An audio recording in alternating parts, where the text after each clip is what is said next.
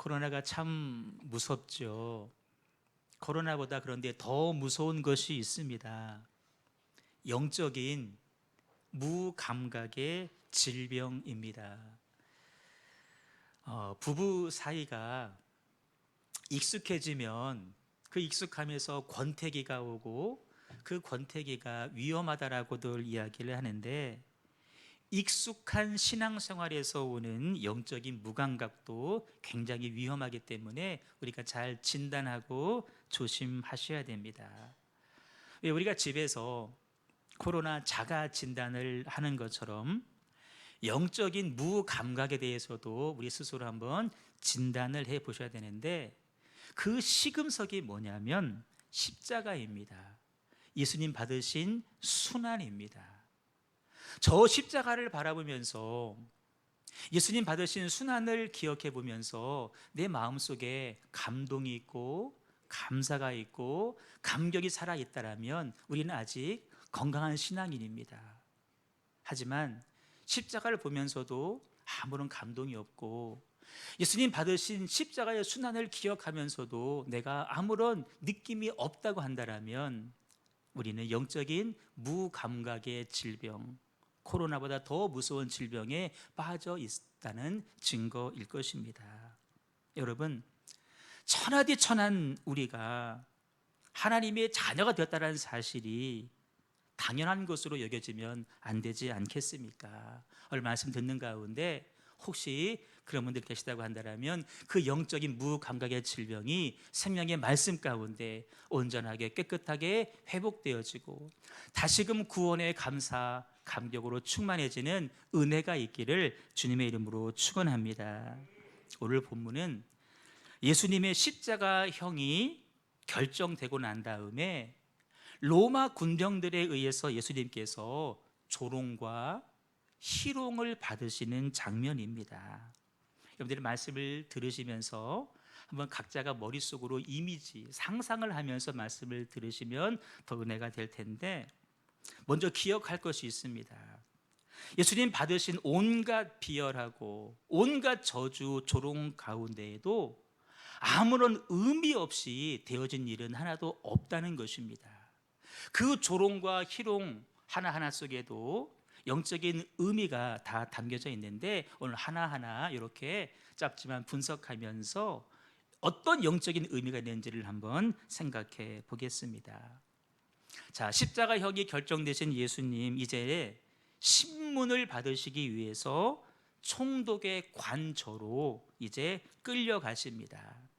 거기에는 유대의 많은 권력자들이 고급스러운 의자에 이렇게 반원을 그리고 각각 의자에 앉아 있고, 그 중심에 다 부서져가는 허름한 낡은 의자가 하나 놓여져 있는데, 이제 예수님이 그 의자에 앉으셔서 그들을 바라보시면서 신문을 당하십니다. 그들이 가장 먼저 한 일은 뭐냐면 예수님의 옷을 벗기는 일이었습니다. 여러분, 다른 사람에 의해서 내 옷이 강제로 벗겨진다는 것은 이런 의미입니다. 수치입니다. 모멸입니다. 극심한 모욕입니다. 하지만 우리 예수님께서 아무런 잘못이 없으신데 그 수치와 그 모욕과 그 모멸을 그대로 저항도 한번 하지 못하고 받고 계시다는 것입니다. 이런 의미가 담겨 있습니다. 우리의 죄와 허물을 감추어 주시기 위해서, 오늘 우리가 당해야 될 수치와 창피를 덮어 주시기 위해서 예수님께서 친히 그 수치를 당하셨다라는 것입니다. 어떤 고위 공직자가 그 자리에서 이제 내려온다라는 표현을 우리는 옷을 벗는다라고 표현을 합니다. 그 사람이 옷을 벗고 내려오면 대신해서 또 다른 사람이 그 자리에 올라가서 그 감투의 옷을 입게 되어 있습니다. 하나님께서는 우리 예수님을 통하여서 죄인인 우리를 하나님의 자녀로 신분을 높여두시기 위해서, 우리의 자리는 원래 죄인의 자리인데 우리를 죄인이 아닌 하나님의 자녀로 우리들의 신분을 높여주시기 위해서 잠시나마 하나님이심을, 하나님의 아들 되심을, 만왕의 왕 되심을 지금 박탈당하시고 있다라는 것입니다. 누구를 위해서? 저와 여러분을 위해서입니다. 이어서 군병들이 예수님에게 홍포를 입혀줍니다. 홍포는 자색 색깔로 된 옷으로서 원래는 왕이나 황제들이 입던 옷인데, 지금 예수님이 입으신 홍포는 왕의 홍포가 아니라 죄인의 홍포입니다. 그들이 볼 때 예수 당신 유대인의 왕이라며 이 왕의 옷을 한번 입어봐 라고 지금 조롱하는 것입니다. 왕이신 예수님, 우리가 입어야 될 죄인의 홍포를 대신 입으셨습니다. 죄가 없으시지만, 죄를 알지도 못하는 분이시지만 우리가 입어야 될 죄인의 홍포를 예수님께서 대신 입고 계십니다. 누구를 위해서?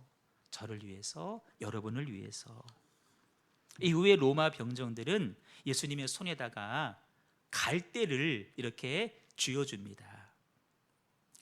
왕이신 예수님, 왕이시기 때문에 원래 예수님 손에는 왕을 상징하는 근엄한 지팡이가 들려 있어야 되는데, 그 지팡이 대신에 조롱하는 겁니다.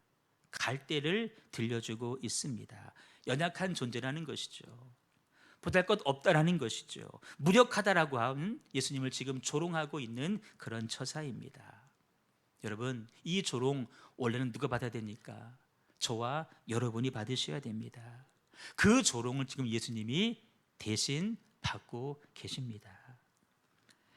또 예수님의 머리에 가시 면류관이 씌워졌습니다. 오늘 좀 집중해서 볼 대목인데, 지금 예수님 머리에는 여기에 그 가시가 있잖아요.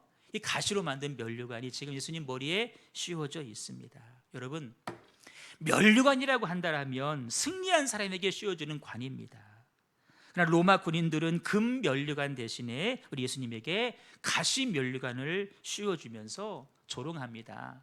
유대인의 왕이여 평안할지어다, 조롱하는 거예요. 침을 뱉습니다. 그리고 손에 있던 갈대를 빼앗아서 예수님 머리를 막 내려치는 것입니다.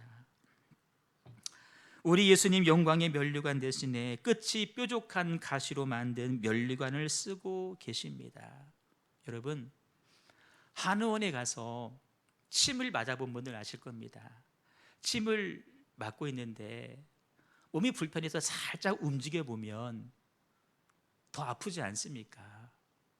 이 가시관을 쓰고 있는 것 자체만도 지금 극심한 고통입니다. 주님도 살아계시기 때문에 움직일 수밖에 없습니다. 움직일 때마다 가시가 예수님 머리를 찌를 것입니다. 그것만 해도 아픈데 갈대를 들고 예수님 머리를 내려칩니다. 그 끝이 뾰족한 가시가 살이 없는 머리 피부에 박히게 됩니다. 순간 피가 터져 나왔겠죠. 얼마나 고통스러웠겠습니까? 하지만 우리 예수님, 천군 천사도 흠모하는 얼굴빛을 결코 잃어버리지 않으셨습니다. 수많은 선지자들이 그토록 보기를 원했던 그 영광스러운 얼굴을 잃어버리지 않으셨습니다. 모든 나라가 권세가 경배하고 천사들이 수종들던 왕 중의 왕의 모습을 우리 예수님 한순간도 잃어버리지를 않으셨습니다. 누구를 위해 참으셨을까요? 저와 여러분을 위해 참으셨습니다. 이렇게 우리 예수님 감히 상상하기도 힘든 고난과 고초와 수모를 당하셨습니다. 그 어느 것 하나도 우리로서는 감당하기 어려운 고난이고 수모였습니다. 하지만 그 고난이 있었기 때문에 오늘 우리가 죄 사함을 받고 구원을 받고 하나님의 자녀가 되는 영광을 누리게 된 줄로 믿습니다. 여러분, 이 역사적인 사실에 대해서 내가 얼마나 기억하고 있고, 내가 얼마나 감사하고 계시고 얼마나 감격하고 있느냐. 혹시 잊고 살지는 않는가? 만약 내가 잊고 산다면 죄송해요, 우리는 영적 무감각의 질병, 코로나보다 더 무서운 병에 지금 걸려 있다라는 것입니다. 가시 면류관을 조금 더 생각해 보겠습니다. 가시 면류관 속에는 다음과 같은 영적인 의미가 담겨 있습니다. 예수님이 쓰신 가시 면류관은 장차 우리로 하여금 저주의 면류관이 아닌 속죄의 면류관을 쓰게 하시기 위해서 주님이 대신 쓰셨다라는 것입니다.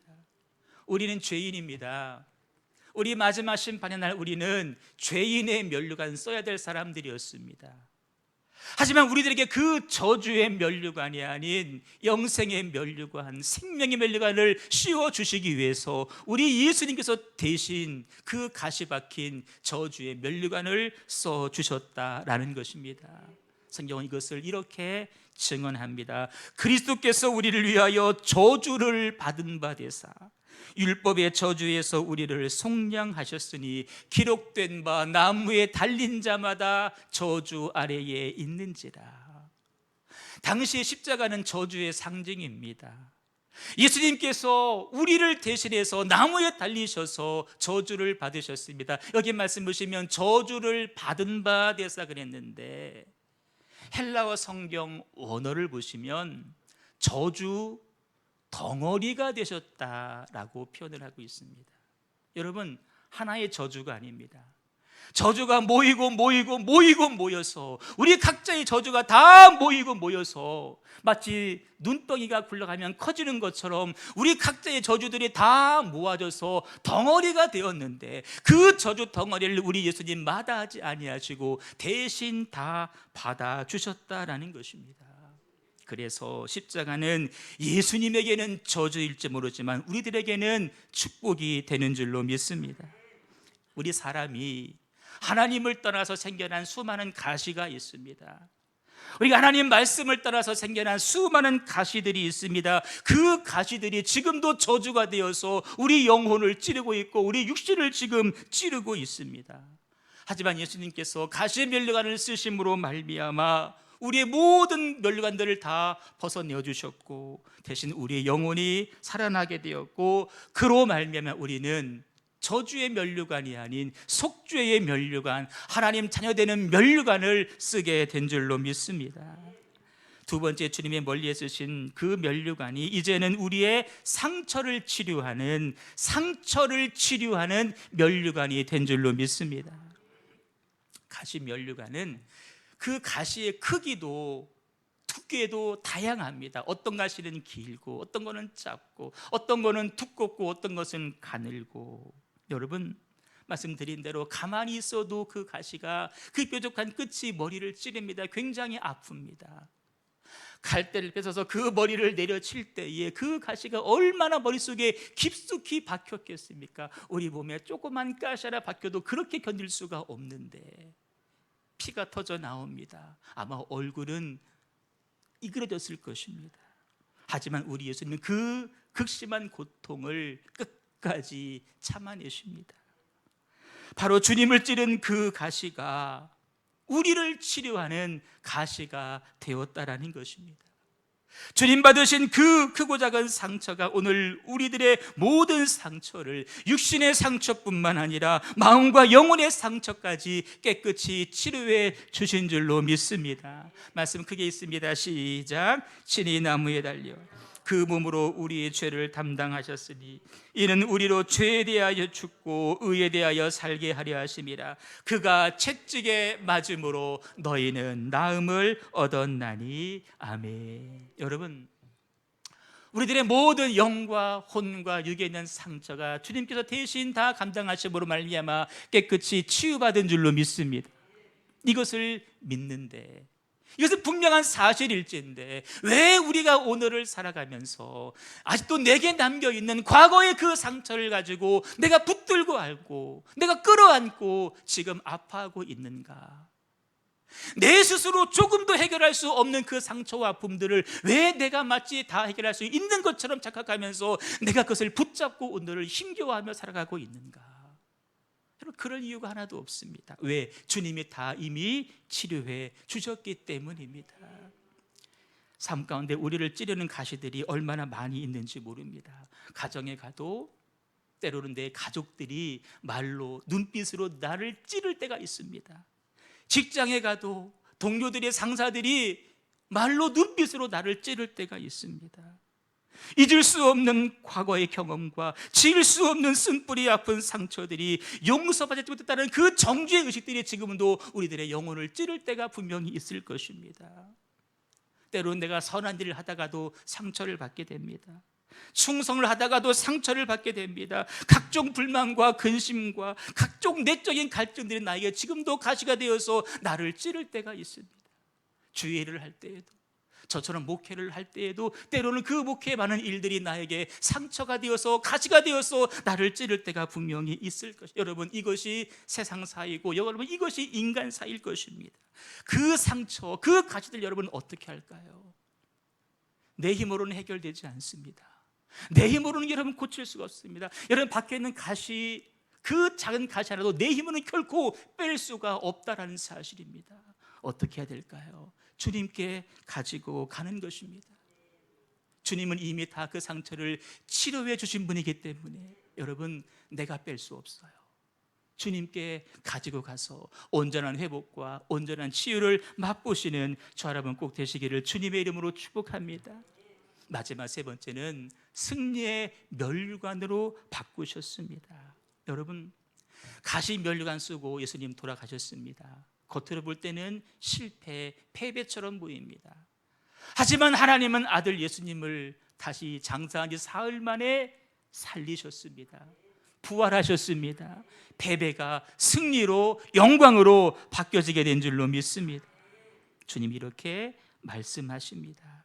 여러분, 예수님을 따르는 우리들에게도 때로는 삶 가운데 많은 아픔들이 있고 찌르는 많은 가시들이 여전히 존재할 수도 있는데, 주님 이것을 좀 고쳐주세요, 이것을 해결해 주세요라고 말했지만 여전히 그 문제가 해결되지 않을 때가 더러 있을 것입니다. 그 이유가 무엇일까요?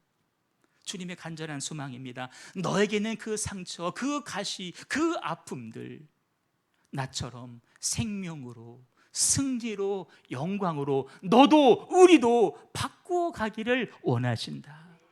바꾸어 가거라, 바꾸어 가거라. 하나님의 별명 하나가 있습니다. 하나님 별명은 쓰레기통입니다. 우리가 쓰레기를 버릴 때 쓰레기통에게 묻지 않습니다. 이거 받아줄 거야? 묻지 않죠. 그냥 버립니다.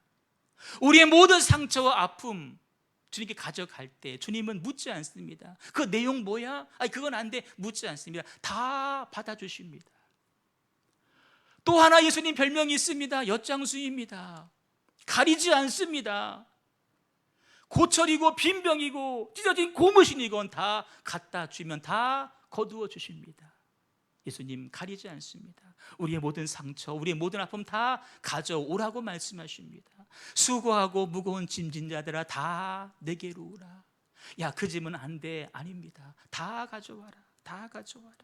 우리 인생의 수많은 가시들을 여러분 가지고 계시지 마시고, 아픈 상처 붙잡고 고통하지 마시고, 다 거둬주시는, 다 받아주시는 주님 앞에 가져갈 수 있기를 주님의 이름으로 축복합니다. 사도 바울에게는 사단의 가시라고 하는 엄청난 가시가 그의 몸을 찌르고 있었습니다. 육신의 질병입니다. 너무나 힘겨운 나머지 주님, 이 가시를 좀 거두어 주세요 간절히 기도했지만 하나님 그 가시를 거두어가지를 않으셨습니다. 여러분, 바울처럼 주의 일을 감당하는 사람에게 왜 하나님은 그런 가시를 남겨두셨을까요? 바울은 깨달은 것입니다. 이 육체의 가시를 바라보면서 도리어 불평하지 아니하고 도리어 감사하면서 이 가시 속에 담겨 있는 하나님의 선하신 뜻이 있구나. 그 가시로 말미암아 내가 더욱더 하나님 앞에 나아갈 수 있고 더욱더 하나님 앞에 엎드릴 수 있을 때에, 너 주의를 할 사람은 있지 않냐? 너 내게 더 엎드렸기 때문에, 더 간절히 기도했기 때문에 도리어 너에게 더 큰 능력이 부어질 것이고 나는 너희 안에 더 큰 영광을 드러내게 될 것이다.